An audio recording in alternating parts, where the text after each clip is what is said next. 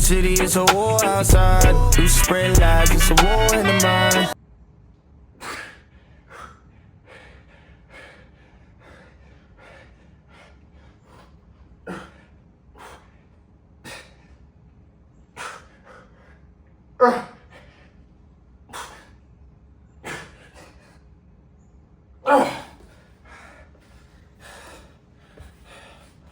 I bought those PVCs and the little solution that like glues them together probably 4 years ago to learn how to do handstand push-ups on them. I still don't know how to do handstand push-ups on them. I was living here at the time, but I've got them out now and I'm doing those push-ups. Dude, those are crazy. Those deficit feeling, getting the chest below where your hands are, oh my gosh. Do it with dumbbells, you can do it with anything, but that feels really good. All right, going underhand today. Why not? Gotta switch up the grip a little bit.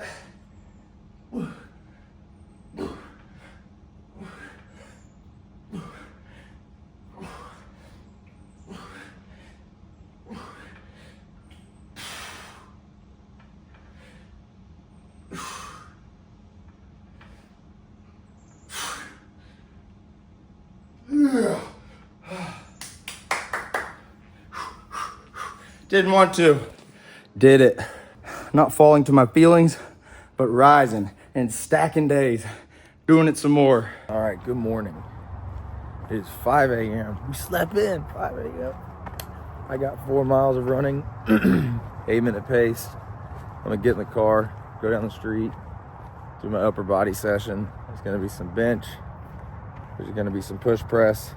There's gonna be some drag curls, and there's gonna be some lunges, and then a little bit of core work. And that's gonna be our morning. That's gonna take out about hour 35 minutes, hour 40 minutes, depending on how this run goes. So let's get started. I'm wearing this hat because the last video, the bed head was terrible. So here we go.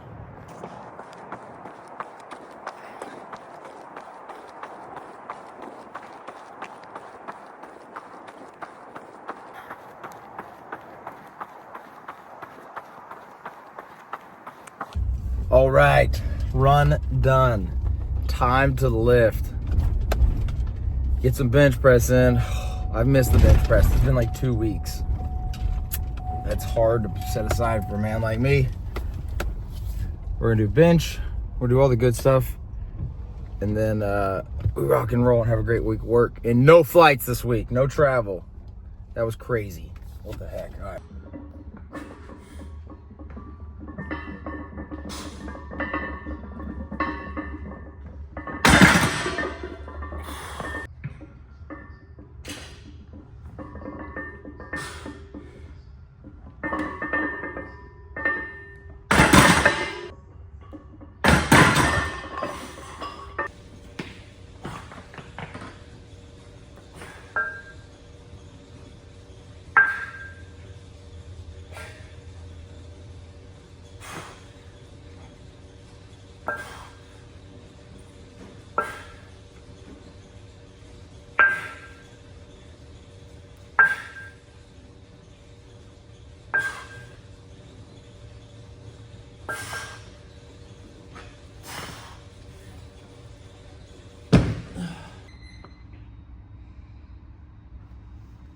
Ain't no way.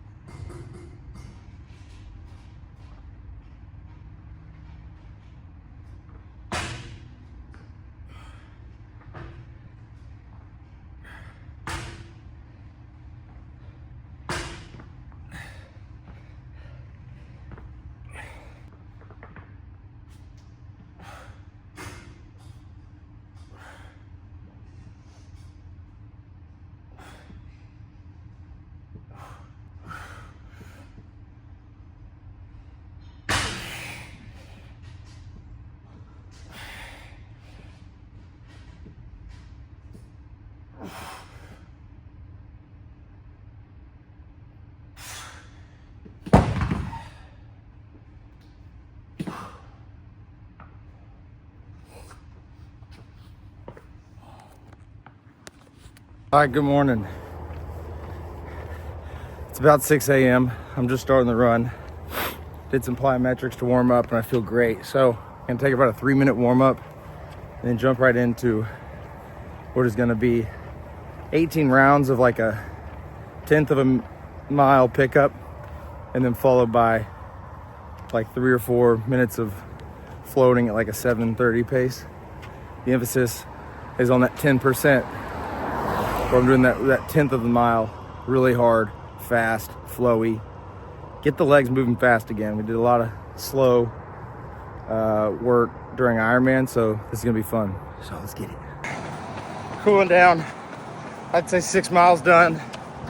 Finished the interval strong at like a 5:10, 5:05 pace in the last 6.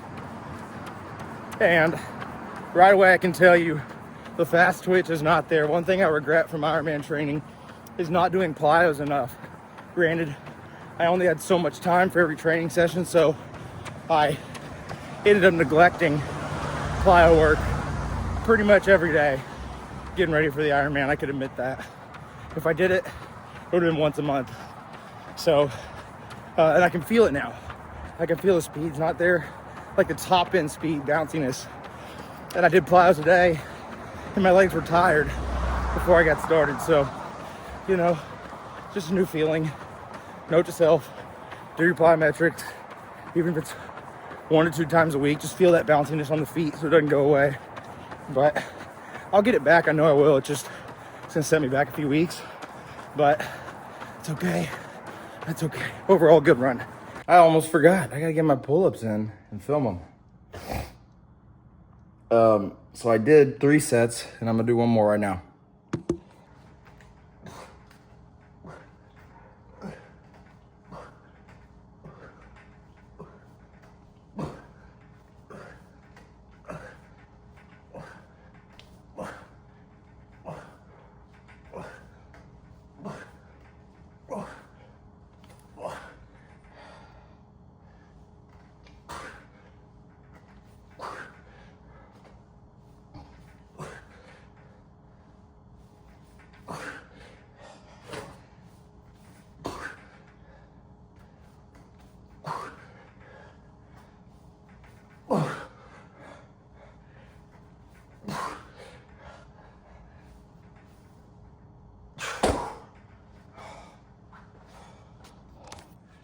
Just holding on for dear life there.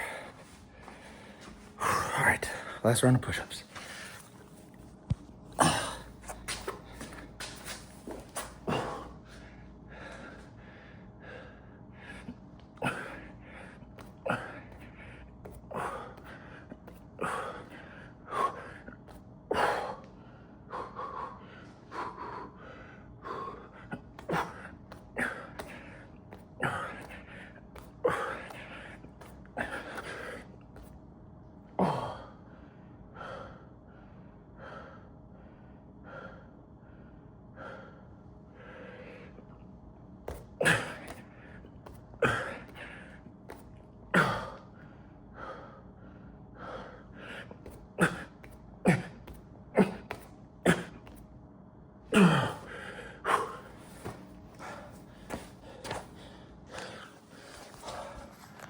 All right, now we out. Get ready. Get ready, head to a little Bible study. Start the morning off right.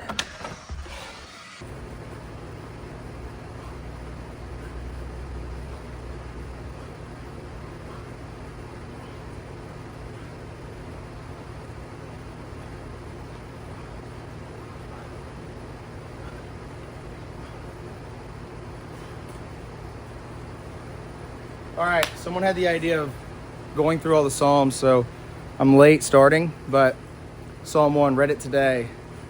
And it starts, first verse, oh, the joy that comes to a man that does not follow the advice of the wicked.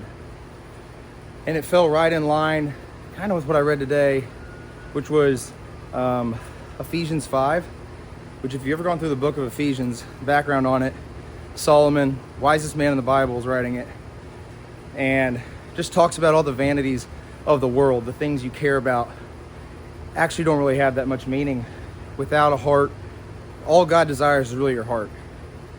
And without a good heart, you can't enjoy any of God's gifts. It talks about if God were to give man all the wealth, possessions, and honor, but he doesn't have the power to enjoy it,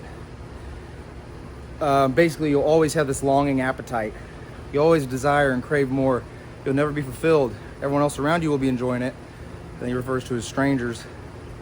But man, if I haven't been feeling that at times, just had a conversation with my brother about it too. You long for these things and you get real into them, but they're nothing. You're bankrupt without love for one another. So I think what I gathered from it is having contentment and trusting in God's way, trusting in his advice, trusting in putting your heart with God, loving others, and not fixating on possessions, wealth. It's hard, and it really goes down to money. As a father providing for a family, it's hard not to think about money when you read something like that. So I've really and I'm in a season of life where I'm always trying to have contentment with my situation, not fixate on money and the things that stranglehold us, that the world tells us are important, that really aren't all that important. That's what I'm getting at. Because this community right here, us talking, having accountability, fellowship, leading others, helping others grow, loving others in times of need. We talked about tithing. All of that stuff is true love, true fulfillment. That will fill and feed your appetite. Possessions, wealth, all those little gifts, if they're for pride and ego, you're just always going to feel bankrupt without love. So yeah, great idea, whoever suggested the book of Psalms. I'm going to try and do that every day. By the way, I'm here for lunch. I didn't film my workout this morning. I'm just knocking out my pull-ups. I'm actually going to go past 125. I'm picking up our daughter in 10 minutes from school. Had to pick up some house stuff because as we're kind of clearing stuff out, I'm going to miss the gym, but still utilizing the pull-up bar.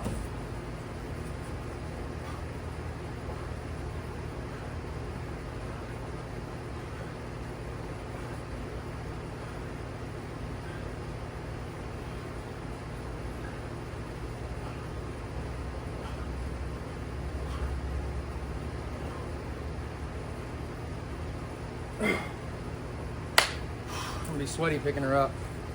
All right.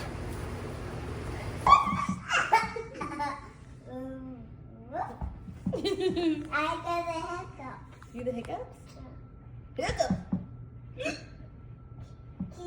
got the hiccup too. All right. Y'all are getting to see a different side of me. Building back to my squat strength. I didn't do a whole lot of it through Ironman, but getting it back like the heavier squat strength. So we're working on getting it back.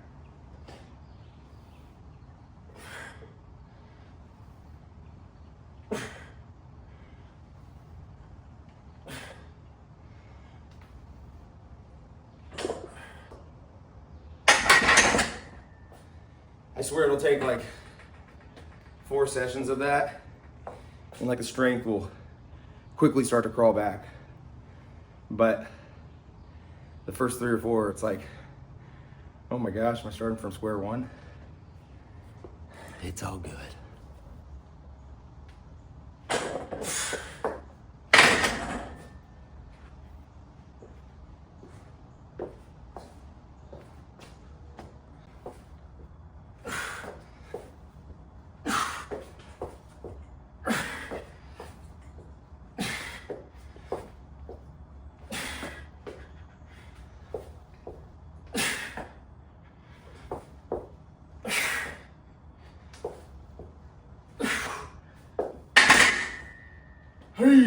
All right, committing now. I should be able to do 4x4 with freaking 200 pounds. 4x4 with 200 pounds by the end of November. We can do that.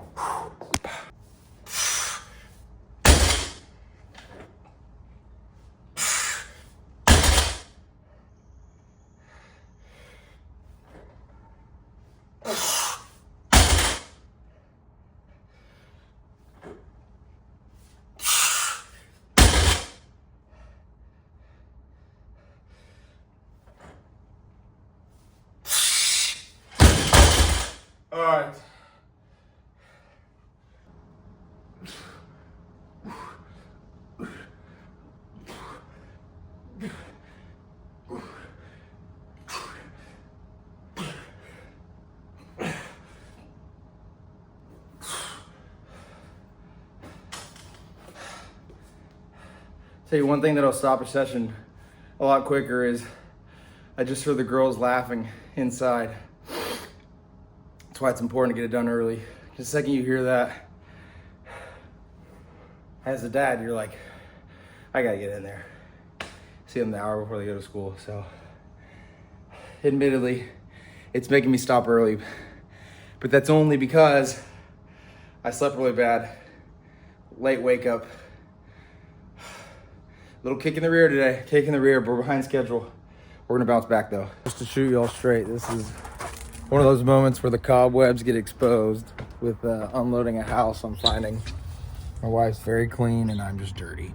I'm just a lot going on, and if you neglect stuff, you end up paying for it when you move or in moments like this in life. But it's okay. Can't be stressed. But it's real. It's real. And she's just laughing at my pain, as she should. She's warned me. So, oh well.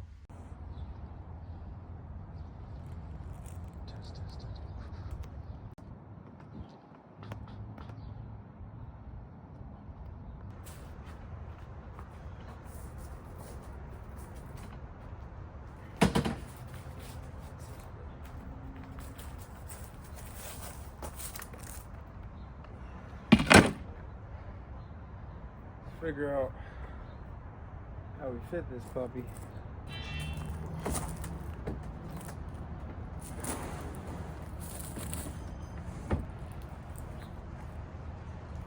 Some of the bigger items can be boxed up, put in storage.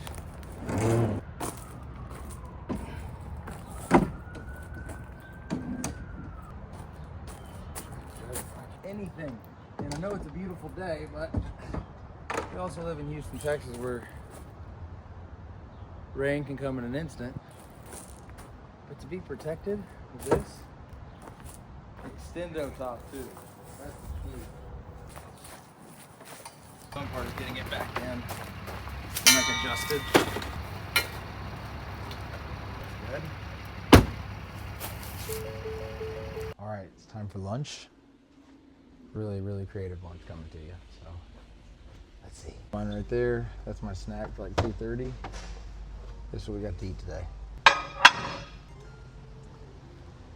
All right, so while I'm doing that, filling up water, staying fueled. All right, so here's the go-to. We got sweet potato, half a sweet potato. We got 2 eggs with yolk, some venison and rice, and then just what personal preference here.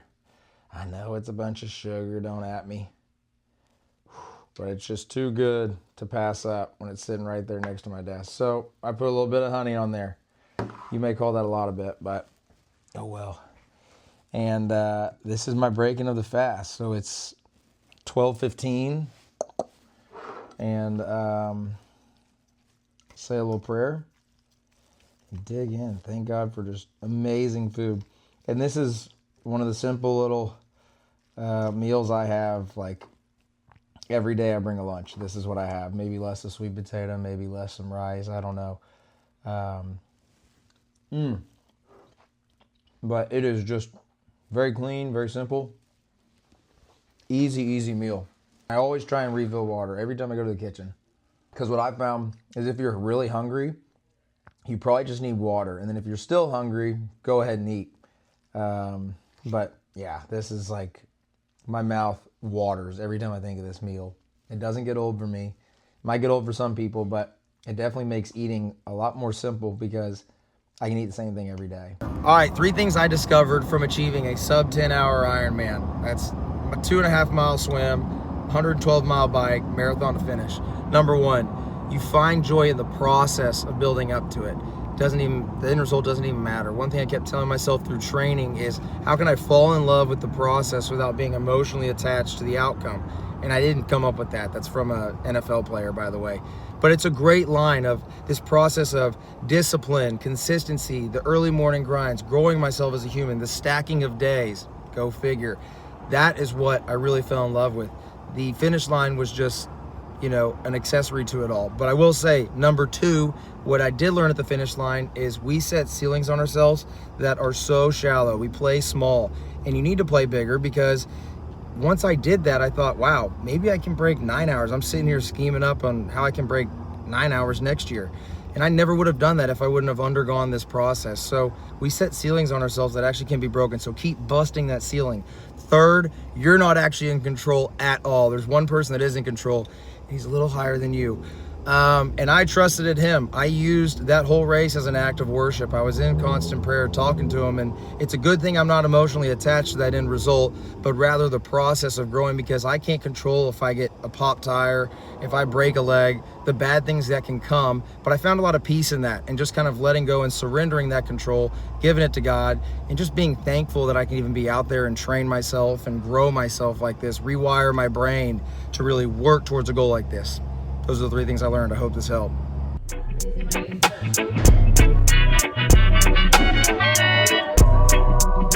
Okay.